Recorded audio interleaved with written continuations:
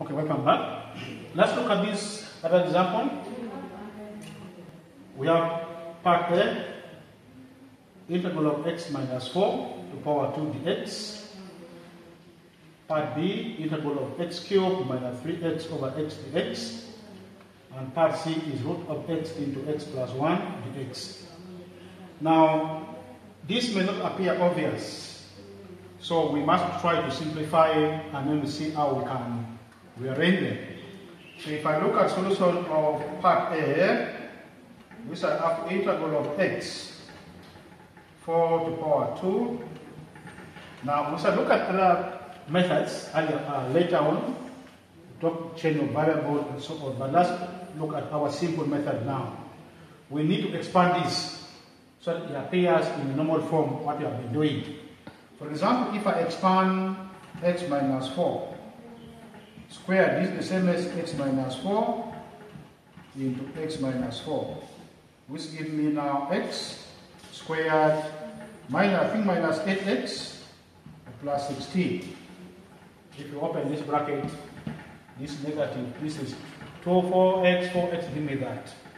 So it means now the integral of this function becomes the integral of this, which I will have now x squared minus 8x plus 16.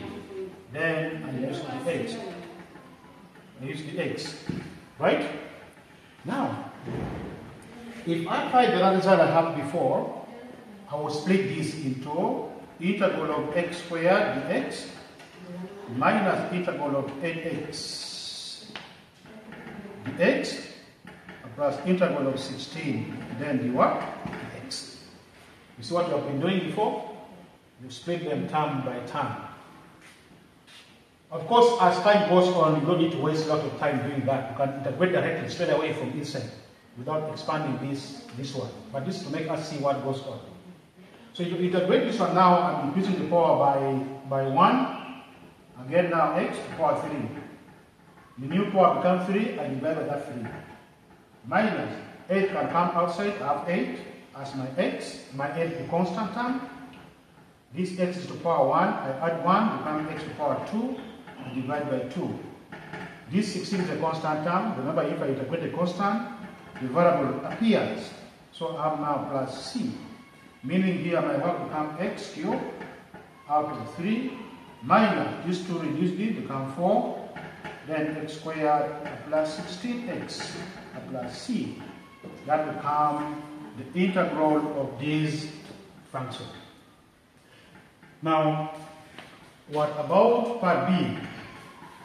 Part B, I also have integral of x cubed minus 3x over x, then dx. Okay? As I said earlier on, let's try to simplify. On simplifying this, I think I will get something like integral over x cubed out of x. I can divide this by that, at the same time divide this by that. So here become negative 3x out of x, then dx. So that my work simplified to this x reduce that x, become x squared, minus this one reduce this x, become 3 only. Then this is the x, which if I expand it using my other results, I will have the integral of x squared dx minus integral of 3 dx. Right? You see, you integrate normally, I increase the power by 1, we get the new power, so I get now x to power 3 out of 3. Am I right? Because this is true, if I add 1, I get 3 divided by the new power.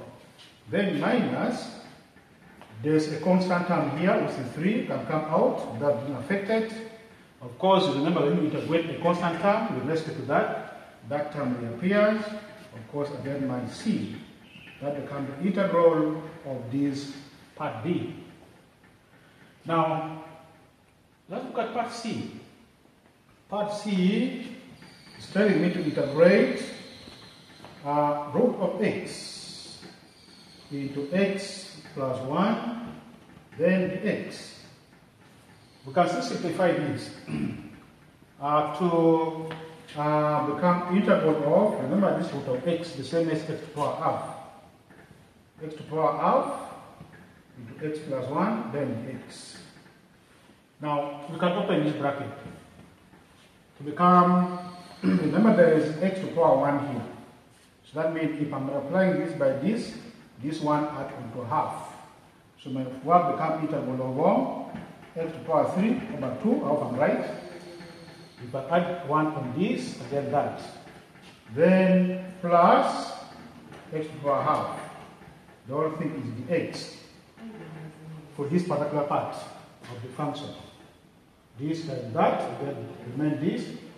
There's a 1 here, which will be 1 half plus 1, give me this.